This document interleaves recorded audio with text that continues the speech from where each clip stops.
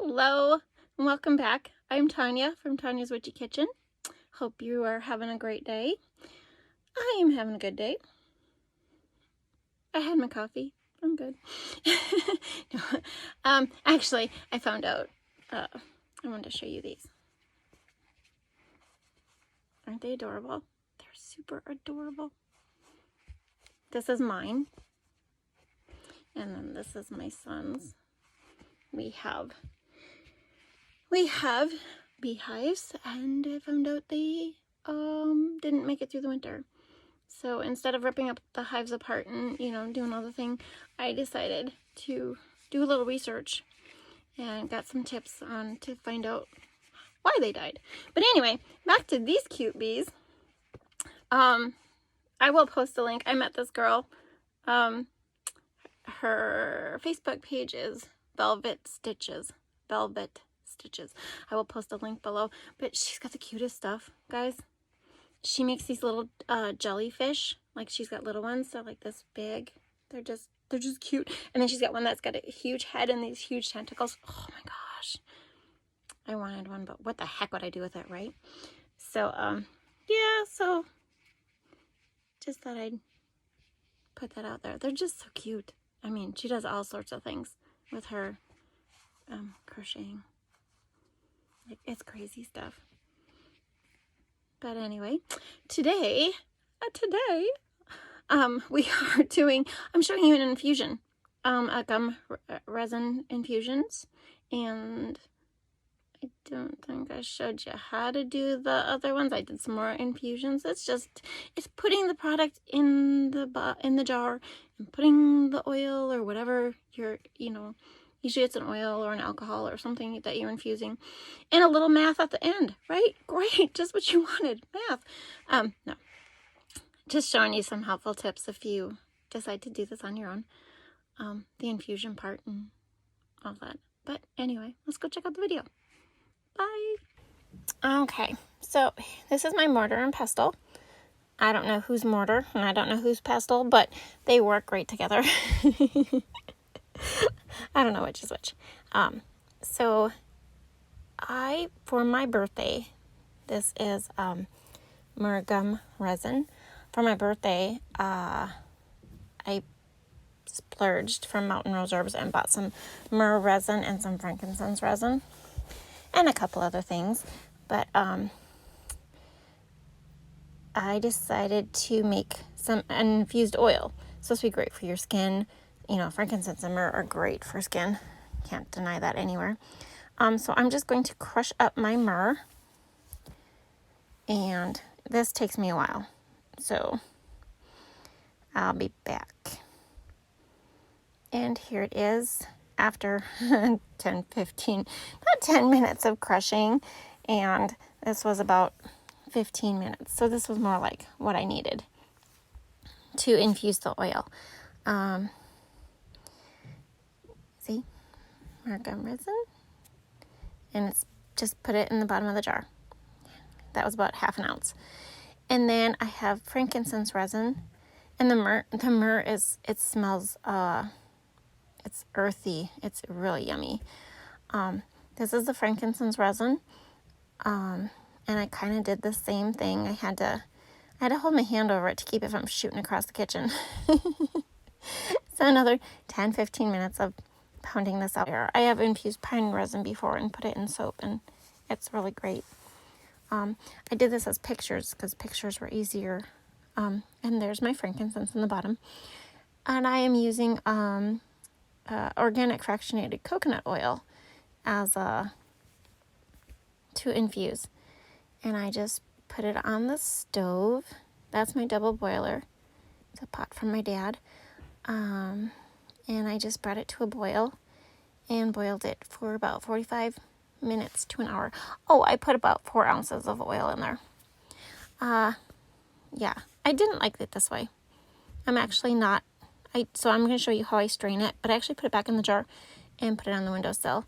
And I think next time I do this, I will do it in the crock pot. I did not like the stove method because I had to check it every 10 minutes and make sure the water wasn't boiling over or, running out of water. And So it was kind of a pain in the butt. So this is my strainer. It's cheesecloth held on by a little rubber band, just so that I could,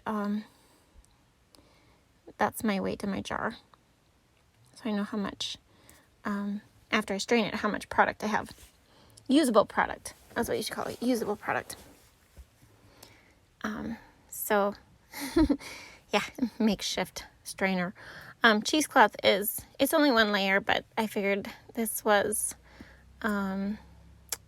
chunky enough, and I can't explain the technical things that I'm getting out of the resins. It's a different thing than the essential oils, and I want to make a body oil or a face oil with this, probably a face oil, and then add a little bit of myrrh essential oil and frankincense. And when I get it cooked up, I'll try and let you know. But that's down the road because I have too many other irons in the fire right now. But yeah, so I'm just straining it here, and so it has sat for a day. I'm sorry, it did sit overnight to kind of let this stuff settle to the bottom. And you can see, like, it does not look like the fractionated coconut oil is clear. It is very clear, and you can see how it's absorbed those properties from the resin. Isn't that crazy? It's such a different color. There's the resin on the bottom. I don't want to throw it away. Like I said, I put it back on my windowsill. I'm going to sun infuse it for a few weeks, and then you can compost this, put it back in the ground. I might keep it and do a little research and see if there's something else I could do with it. Maybe I'll just put it in my soap. I don't know. Who knows, right?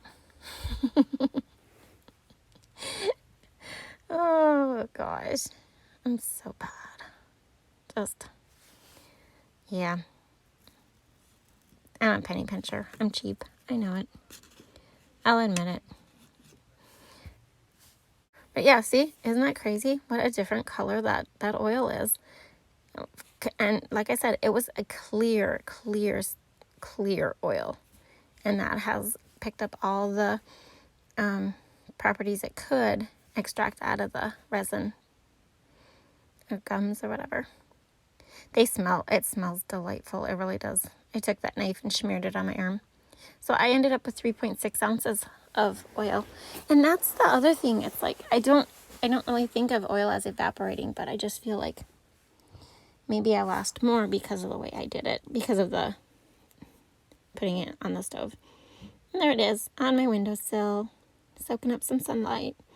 And it's amazing how warm stuff gets on that windowsill.